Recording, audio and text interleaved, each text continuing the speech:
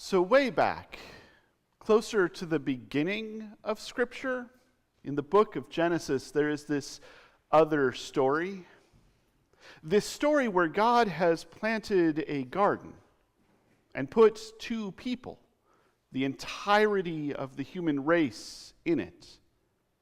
And God has given them one instruction. You can eat from any tree in this garden. All of this food is available to you, except I would like it if you would not eat from that one tree over there. The big one. The one that looks like the fruit is delicious. The one standing in a clearing with all sorts of lit signs pointing at it.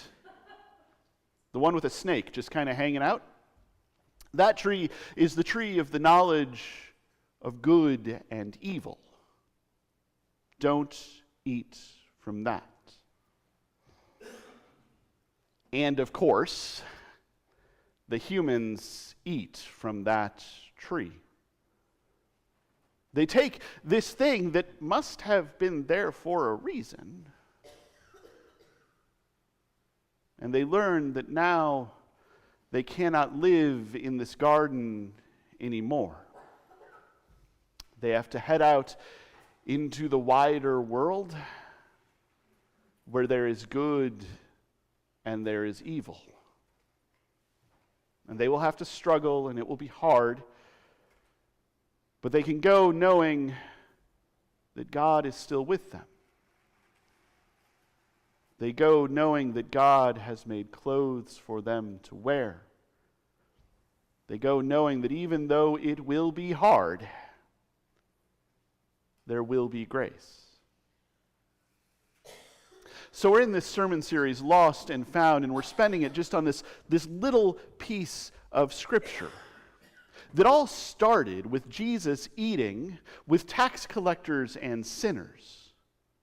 Not just teaching them, not just preaching at them, but hanging out with them, sharing food with them, listening to them, hearing them, loving them.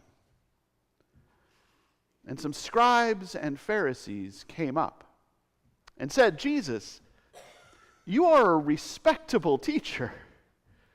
People listen to you. People pay attention to what you are doing, and yet you are eating with tax collectors and sinners. You're hanging out with these people. What's up with that?" So Jesus starts telling these parables. And last week we covered the two that he starts off with. The parable of a lost sheep, where a shepherd loses a sheep and leaves 99 behind to go find that one and brings it home to celebrate with his friends and neighbors and fellow shepherds. And the parable of the lost coin, where a woman loses one of her gold coins out of 10 and turns the house over, tears the house apart to find that coin, and when she does, invites her friends and neighbors to celebrate. And having gotten those preliminary pieces out of the way, but remember them, he moves on to the big parable. The one that we all know about a prodigal son, the one that we're touching just the first bit of this week. We'll cover the rest next week, but this is a big parable. This is an important parable, and it builds on the ones that he just told. There was a man that had two sons, and one of them went to him and said, "Father, give me what you will give me when it is time for me to inherit what is yours. Give me now what will be mine in the future." And his father does. He divides his assets between his two sons, and he gives the one who asked exactly what he asked for. And so that son, he takes what he has gathered, and he leaves his father's estate. He leaves his dad's house, and he goes out into the world, and he spends his money on wine and women, and he has a great and wonderful time. And he is not paying attention to his spending. He is not saving up for a rainy day. It does seem like he has enough and more than enough. It seems like there's plenty to go around so he can buy rounds. He is living large. And then the money runs out. And that is bad enough. But then on top of that, a famine sweeps through the land. Suddenly, there is not enough for anyone. And everyone is stuck wondering where their next meal is going to come from, and he is certainly wondering where his next meal is going to come from. So he goes out and he finds a job taking care of pigs. And it doesn't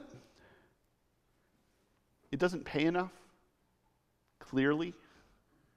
This is a less than minimum wage job.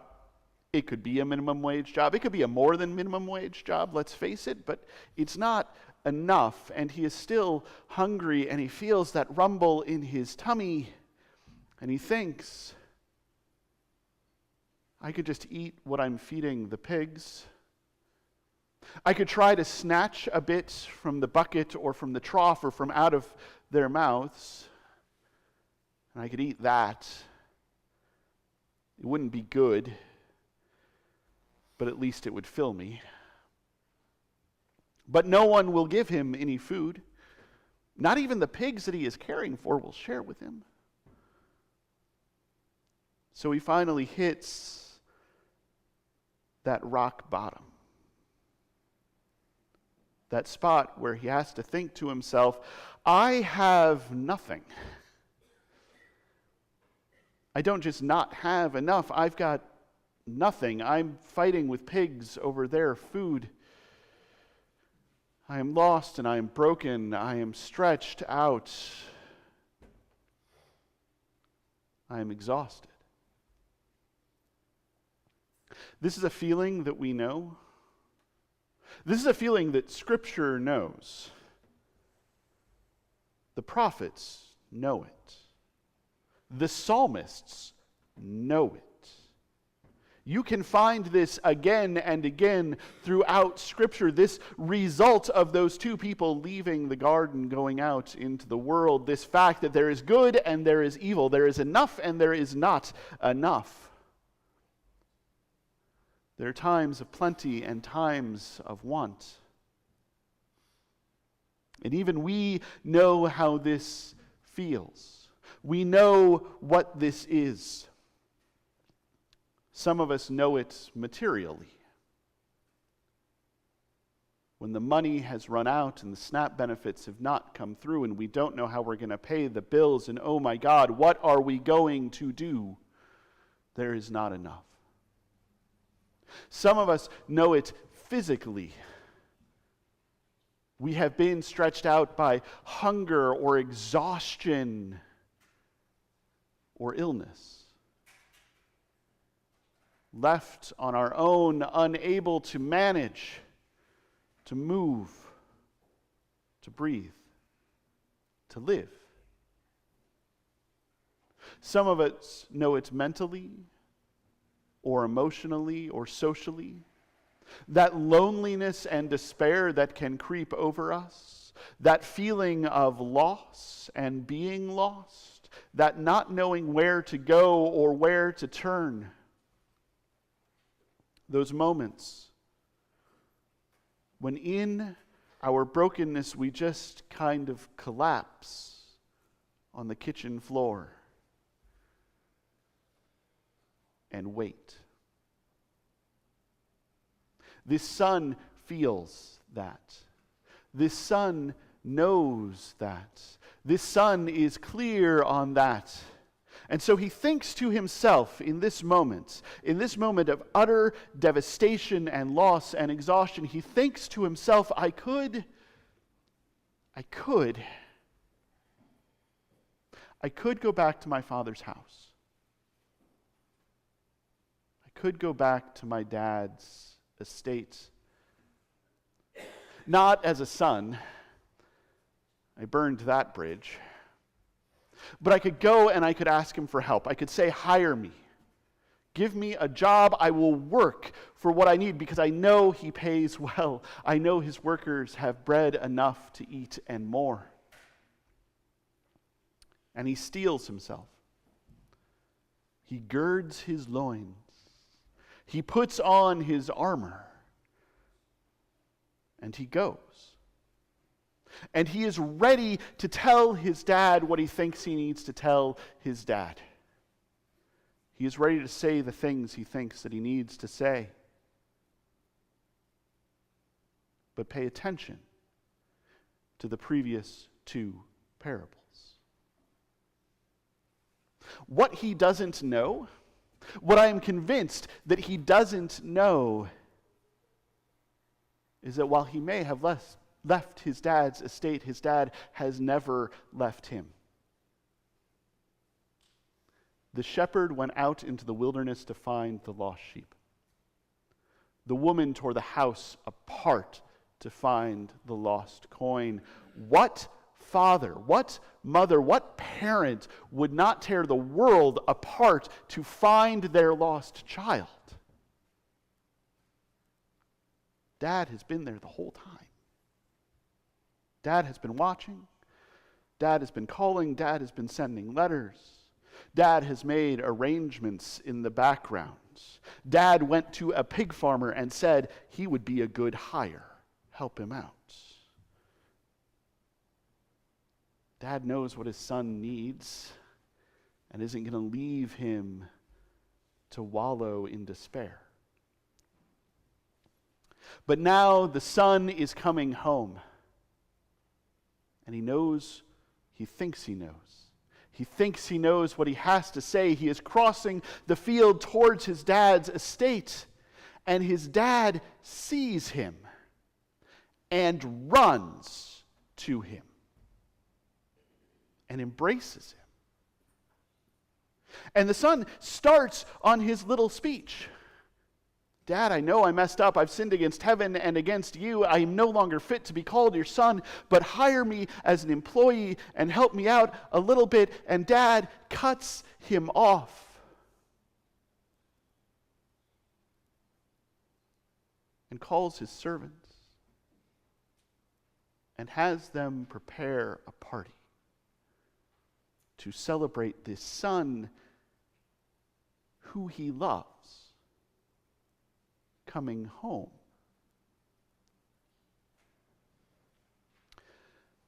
There are versions of our faith, and I'm not casting aspersions here, but there are versions of our faith, I've been told about them. There are versions of our faith, I have been evangelized over them. There are versions of our faith, I have been told that you have to believe this or you don't get it. There are versions of our faith that say, if you want God's love, the fullness of God's love, the completeness of God's reign of love, if you want that, if you want to go get into that, you have to go to God and fall on your knees and say, God, I have sinned against you and against heaven, and I am not even fit to be called your child. Give me the crumbs off of your table, though. Just a little bit to get through. But I believe wholeheartedly that when we start that, God cuts us off. God says, no, that's not how this works. I've been looking for you this entire time. I have been arranging things for you this entire time. I have been trying in a world full of good and evil to add enough good that you will be okay, and now you're here. Now you have come to this estate, to this reign of love. Now you are here. Don't fall on your knees and put your face on the ground. Don't beg for what I have been offering you this entire time. Come in. Come in and celebrate.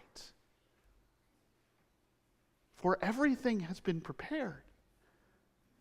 I have been waiting just for this.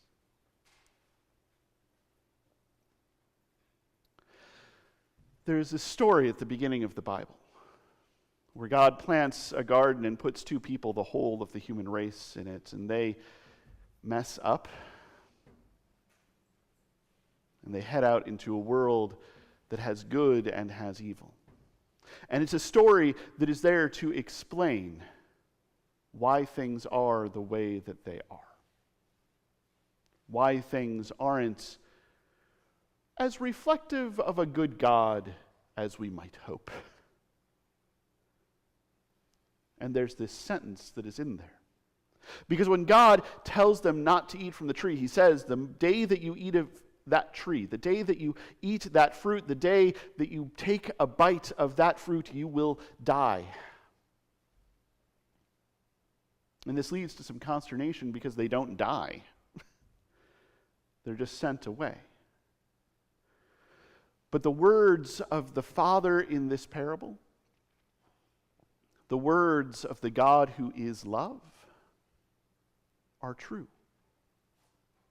Because the minute those two left that garden, the minute we as humans stepped away from God's love, we died.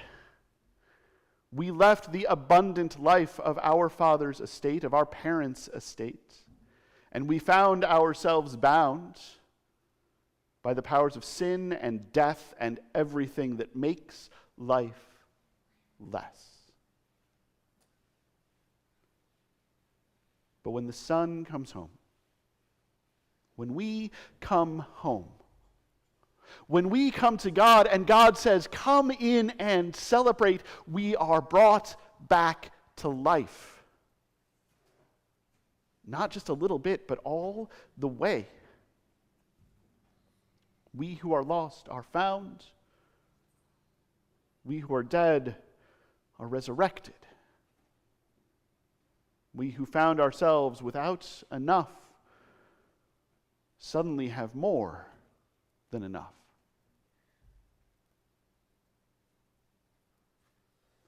That is the story of our faith. That is the God who we have faith in. That is the God who we trust in those times when we are broken, in those times when we are exhausted, in those times when we are worn out, we can return to God. The God who is love. We can return to love and be renewed, be restored, be redeemed, be resurrected, and step in to God's reign of love. Step in to new and abundant life.